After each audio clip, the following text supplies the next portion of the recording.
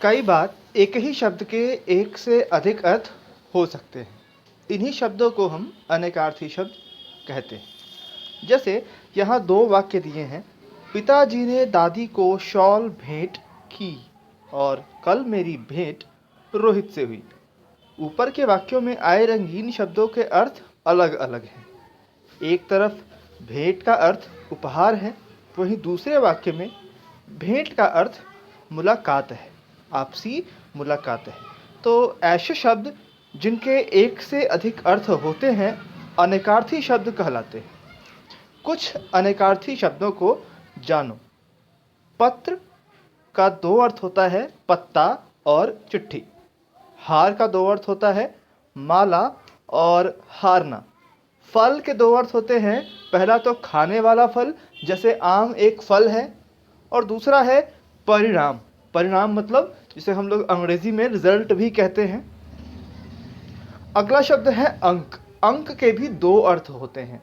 पहला अंक, जैसे कि रवि या बच्चा अपनी माँ की अंक में बैठा है, गोद में बैठा है। और दूसरा अंक का अर्थ होता है एक संख्या, जैसे मुझे 15 लिखना है, या फिर मुझे जो अंक दिया गया वो 15 है। अगला शब्द है पृष्ठ। के दो अर्थ हैं, पन्ना और पीठ। भाग शब्द के दो अर्थ हैं, हिस्सा और दौड़ना। वार शब्द के दो अर्थ हैं, दिन और हमला। लाल शब्द के दो अर्थ हैं, बेटा एक रंग का नाम।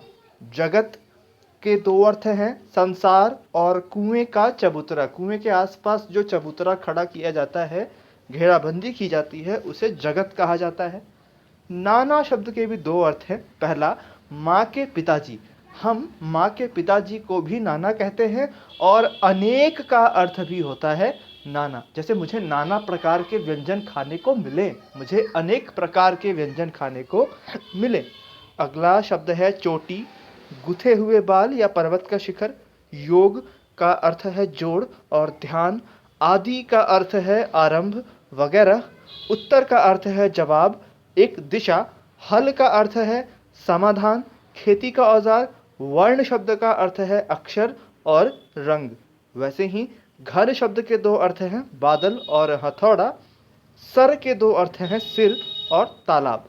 पूर्व शब्द के दो अर्थ हैं, पहले और दूसरा एक दिशा का नाम, जैसे कि सूर्य पूर्व में उगता है। अब यह जो पूर्व है, पूर्व एक दिशा का नाम है। और दूसरा वाक्य हो सकता है कि मैं पूर्व में ही यह कार्य कर चुका हूँ। तो यहाँ पूर्व शब्द जो है वो पहले की ओर इंगित करता है, इशारा करता है। कुछ और शब्द हैं। गुरु। गुरु के दो अर्थ हैं, शिक्षक और भारी। और अगला शब्द है कोट, पहनने वाला कोट और किला। तो आज की वीडियो में इतना ही। अगली वीडियो में मिलेंगे पाठ से जुड़े हुए अन्य प्रश्नों के साथ। तब तक के लिए धन्यवाद।